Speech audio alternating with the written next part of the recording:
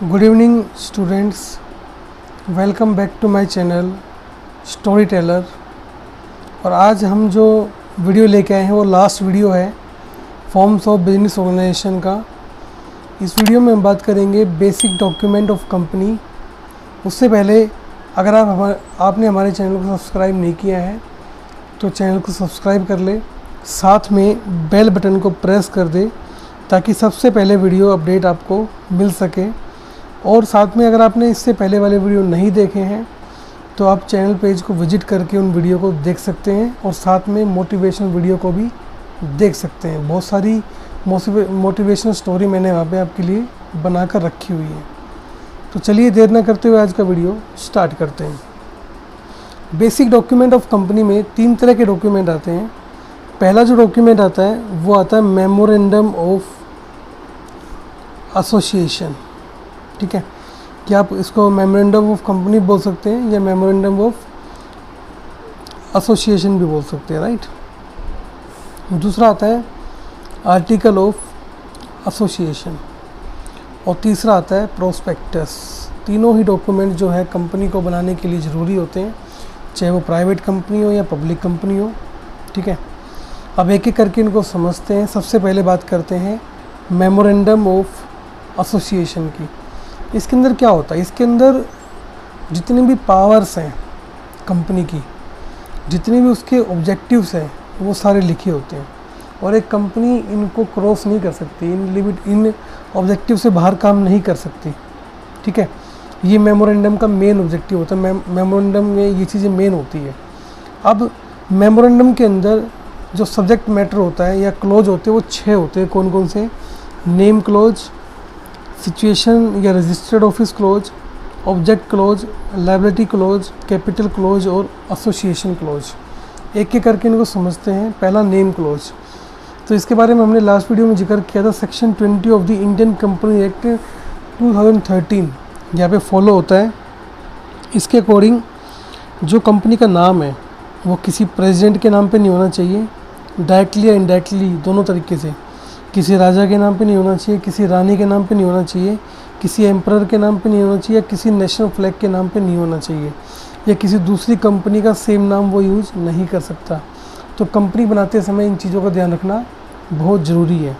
दूसरा, सिचुएशन या registered office close. इसमें आपको बताना होता है कि कंपनी का जो रजिस्टर्ड ऑफिस है वो कहाँ पे है, क्योंकि रजिस्टर्ड ऑफिस में ही सारे जो डिसीजंस है वो लिए जाते हैं, राइट। थर्ड आता है ऑब्जेक्ट क्लोज। ऑब्जेक्ट क्लोज का मतलब होता है कि कंपनी का ऑब्जेक्टिव क्या है, जो मेन ऑब्जेक्टिव है कंपनी का वो इसके अंदर लिखा होता है और कंपनी इससे बाहर काम नहीं कर सकती। अगर वो इससे बाहर काम करती है तो माना जाएगा कि वो अपने ऑब्जेक्टिव से बाहर काम कर रही है और वो ऑब्जेक्ट क्लोज को क्या कर रही है, फॉलो नहीं कर रही है। क्लियर। लायबिलिटी क्लोज के अंदर जो कि हमने पढ़ा था लिमिटेड लायबिलिटी, जो मेंबर्स उनकी लायबिलिटी लिमिटेड होती है, तो वो इसी क्लोज के कारण होती है क्योंकि वो इससे बाहर काम नहीं कर सकते। कैपिटल जो क्लोज होता है इसको थोड़ा ध्यान से देखिए। जो कैपिटल होती है कंपनी में कितने तरह की होती है? पहला ऑथोराइज या रजिस्टर्ड कैपिटल होती है। ठीक है। दूसरा इसके अंदर इशूड होती है, इशूड कैपिटल। तीसरा होता है सब्सक्राइब्ड कैपिटल। फोर्थ होता है पेड अप, कॉल्ड अप, और लास्ट में आता है पेड अप कैपिटल। ठीक है। ऑथोराइज या रजिस्टर्ड कैपिटल उस कैपिटल को बोलते हैं जिस कैपिटल के साथ एक कंपनी रजिस्टर की जाती है, जैसे 50 करोड़ रुपए, तो वो ऑथोराइज कैपिटल होगी। ऑथोराइज में से जितना पैसा पब्लिक से मांगा गया है, जैसे 10 करोड़ रुपए, तो वो होगी इशूड कैपिटल। अब इशूड कैपिटल का वो हिस्सा जो पब्लिक ने सब्सक्राइब किया है और 90% होना ज़रूरी है। ठीक है, तो जैसे 9 करोड़ रुपए हो गए। कॉल्ड अप, 9 करोड़ में से कितने पैसे अभी हमने मांगे हैं वो कॉल्ड अप, और पेड अप उसमें से कितने पैसे लोगों ने हमें दिए हैं, राइट। तो इन पाँचों के बारे में बिल्कुल डिटेल इन्फॉर्मेशन थी ये। एसोसिएशन क्लोज के अंदर एक तरह से शपथ आती है कि हमने जो बातें बताई है सारी ठीक है, हम डायरेक्टर्स हैं, हमने अपने क्वालिफ़िकेशन शेयर्स ले लिए। अगर आपको क्वालिफ़िकेशन शेयर नहीं पता तो लास्ट वीडियो आप जाके ज़रूर देखें, उसमें मैंने बता रखा है। तो हमने क्वालिफ़िकेशन शेयर्स ले लिए, ये सारी चीज़ें उसके अंदर बता दी जाती है। ठीक है। अब बात करते हैं आर्टिकल ऑफ एसोसिएशन की। तो एक तरह से इनके अंदर सारे रूल्स एंड रेगुलेशन होते हैं कंपनी के मैनेजमेंट के, यानी कि जो रूल एंड रेगुलेशन एक कंपनी में चालू होगा वो इन्हीं के द्वारा बनाया जाता है और सभी लोगों को फॉलो करना होता है। अब इसमें क्या क्या चीज़ें आती हैं। पहला, the amount of minimum subscription, कि मिनिमम सब्सक्रिप्शन जो हमने लास्ट वीडियो में देखा था, अगर आपने वीडियो नहीं देखा ज़रूर देख लेना। ये जो है ये हमने लास्ट वीडियो में देखा है, आप वहाँ से देख सकते हैं। तो उसकी अमाउंट कितनी होनी चाहिए, राइट। दूसरा, इसके अंदर हम क्या देखेंगे, इसके अंदर हम देखेंगे कि टाइप्स ऑफ शेयर कितने हैं हमारे पास, यानी कि इक्विटी शेयर और preference shares. Number of denomination कितनी है उसकी, राइट। एंड उनके साथ कौन कौन से राइट्स हैं, कौन कौन से उनको अधिकार मिले हुए हैं। जैसे प्रेफरेंस शेयर्स को वोटिंग राइट नहीं होता कंपनी के अंदर, लेकिन इक्विटी शेयर्स तो होता है, तो वो चीज़ें उसके अंदर लिखी होनी चाहिए। थर्ड जो इसके अंदर आता है वो आता है procedure for making call, procedure for making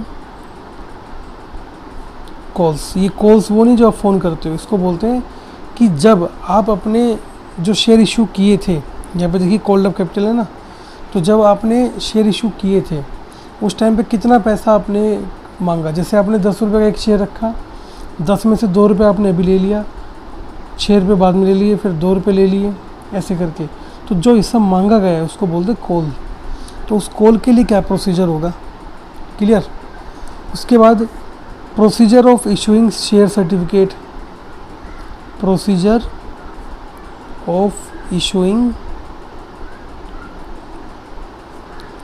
share certificate. भाई शेयर सर्टिफिकेट कैसे मिलेगा, पहले ऑफलाइन मिलता था, आजकल ऑनलाइन मिलता है, तो वो कैसे बनेगा। शेयर सर्टिफिकेट का मतलब होता है कि जब आपने शेयर ख़रीदे उसका आपको एक सर्टिफिकेट मिलता है, ठीक है, उसको बोलते हैं। उसके बाद procedure of allotment of share, procedure of allotment of share. Allotment of share का मतलब होता है कि जब कंपनी ने एप्लीकेशन भेजे कि प्रोस्पेक्ट इशू कर दिए, भाई आप फॉर्म भरो, बैंक में जाके पैसे जमा कराओ, और आपने पैसे जमा करा दिए, उसके बाद कंपनी क्या करती है, शेयर बांटना स्टार्ट करती है पब्लिक के अंदर, उसको बोलते हैं अलॉटमेंट ऑफ शेयर, ठीक है। उसके बाद method of forfeiting, method of forfeiture.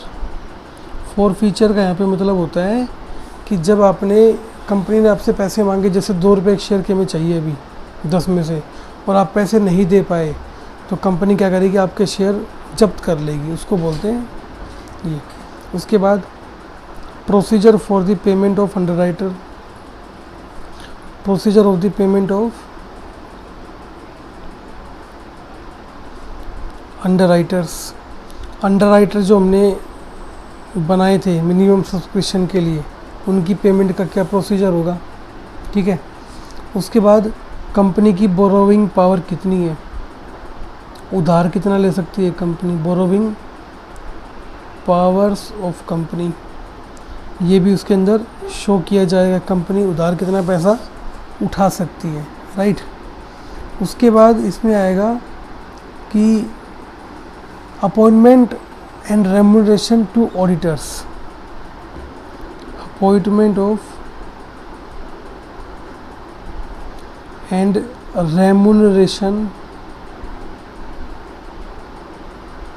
To auditors. जो कंपनी के ऑडिटर्स होंगे उनकी अपॉइंटमेंट कैसे होगी और उनको पैसा कैसे मिलेगा, ठीक है। उसके बाद इसके अंदर क्या आएगा कि भाई आगे जो पॉइंट आएगा कि अपॉइंटमेंट तो हो गया, लेकिन अब जो कंपनी की कॉमन सील होती है उसकी कस्टडी किसके पास होगी, ठीक है। कंपनी की जो कॉमन सील है उसकी कस्टडी कौन रखेगा, किसके पास वो रहेगी। और वैसे बहुत सारे आते हैं, लास्ट पॉइंट कर लेते हैं इसके अंदर, winding up of the company, winding up of company. और कंपनी जब बंद होगी तो उसका समापन कैसे किया जाएगा, कंपनी को बंद कैसे किया जाएगा, ये चीज़ें आर्टिकल ऑफ एसोसिएशन के अंदर रखी जाती है। अब बताती प्रोस्पेक्टस। तो प्रोस्पेक्टस क्या होता है, एक रिटन डॉक्यूमेंट होता है प्रोस्पेक्टस, जिसमें कंपनी के बारे में सारी चीज़ें लिखी होती है, राइट। कंपनी काम कैसे करेगी, टोटली चीज़ें कंपनी के बारे में बताई होती है, उसको बोलते हैं प्रोस्पेक्टस। अब ये बनाए क्यों जाते हैं, इनकी ज़रूरत क्यों पड़ी? पहला, पब्लिक को बताने के लिए कि भाई हमारी नई कंपनी है, हमने नई कंपनी बनाई है। उसके बाद जिससे लोग हमारी कंपनी के अंदर शेयर्स और डिबेंचर्स को ख़रीद सकें। तीसरा, जो डायरेक्टर्स लोग हैं वो अपनी रिस्पॉन्सिबिलिटी एक्सेप्ट करें, क्योंकि उसमें लिखा होता है, इनकी कंसेंट जो होती है, सहमति जो होती है, वो दिखाई होती है उसके अंदर, राइट। अब प्रोस्पेक्टस के अंदर क्या क्या चीज़ें होती है वो देखते हैं, ठीक है। प्रोस्पेक्टस के अंदर पहला वही कंपनी का रजिस्टर्ड ऑफिस कहाँ होगा, इसके अंदर बिल्कुल डिटेल से लिखा होता है, ताकि जो इन्वेस्टर है यानी कि आप जो हो, वो जब पैसा लगाओ कंपनी के अंदर, तो आप बिल्कुल बारीकी से कंपनी के बारे में जान सको।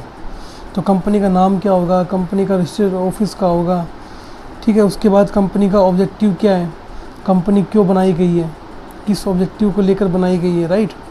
उसके बाद नेम एड्रेस ऑफ ये जो कंपनी का क्या बोलते हैं, जो मेंबर्स हैं उनके सारे, उनके एड्रेस वगैरह इसके अंदर आएंगे, राइट। किसके पास कितने क्वालिफिकेशन शेयर है वो सब कुछ बताना। उसके बाद कंपनी के अंदर कितने टाइप के शेयर हैं वो सारा बताना, कितने कंपनी के पास डिबेंचर है सब कुछ बताना, क्लियर। उसके बाद मेमोरेंडम में जिसने सिग्नेचर किए हैं उसका सारा डिटेल देना उसके बारे में कंप्लीट। और इसके अंदर क्या आएगा, इसके अंदर आएगा कि जो कंपनी की मीटिंग होगी वो कैसे होगी, जो कंपनी का ऑडिटर होगा उनका नाम क्या है, कंपनी का ऑडिटर की नेम और एड्रेस, ठीक है, name and address of auditors, कि ऑडिटर्स लोग कहाँ बैठते हैं, उनके नाम क्या है और एड्रेस क्या है। उसके बाद कंपनी के अंदर जो जितने भी चीज़ें होती है, जैसे कंपनी कब खुलेगी, कब बंद होगी, कंपनी का जो इशूइंग लिस्ट है वो कब ओपन होगी, कब बंद होगी, कंपनी के प्रोस्पेक्टस कहाँ पे मिलेंगे, कहाँ पे नहीं मिलेंगे, सारी चीज़ें, राइट। और इसके अंदर कंपनी की बिल्कुल एक एक चीज़ के बारे में होती है, कंपनी रिडम्पशन करेगी तो क्या करेगी, नहीं करेगी, ठीक है। या फिर कोई रीजनेबल टाइम होगा जिसपे जितने भी अकाउंट्स हैं कंपनी को चेक किए जाएंगे, राइट। और कंपनी की जो रिपोर्ट है क्राइसिल की, क्राइसिल एक रेटिंग एजेंसी है जो कंपनी को क्या देती है, रेटिंग देती है, तो उस रेटिंग की रिपोर्ट भी उसके अंदर लिखी जाएगी कंप्लीट। उसके बाद अगर कंपनी के पास कोई प्रॉपर्टी है तो उस प्रॉपर्टी की डिटेल दी जाएगी उसके अंदर। या फिर कुछ भी चीज़ हो कंपनी का, जो प्रमोटर है उसके बारे में बताना, यानी कंपनी की A to Z डिटेल, चाहे वो अंडरराइटर क्यों ना हो, कंप्लीट इन्फॉर्मेशन कंपनी के बारे में इस प्रोस्पेक्टस में लिखी होगी, ताकि जब कोई इन्वेस्टर पैसा लगाए तो उसको कोई दिक्कत ना हो, उसको कंपनी के बारे में हर छोटी से छोटी चीज़ के बारे में उसको पता हो। टोटली चीज़ कंपनी की प्रोस्पेक्टस के अंदर डाली जाएगी। तो ये था लास्ट टॉपिक चैप्टर नंबर 2 का। आगे के वीडियो में हम चैप्टर नंबर 3 स्टार्ट करेंगे और डिटेल से पढ़ेंगे उनको। अगर इस वीडियो में आपको कुछ भी चीज़ समझ में नहीं आई हो तो आप कमेंट करके पूछ सकते हैं, और मिलते हैं अगले वीडियो के साथ। Thank you so much for watching this video. Have a nice day, और साथ में नोट्स ज़रूर बनाते रहना। Thank you.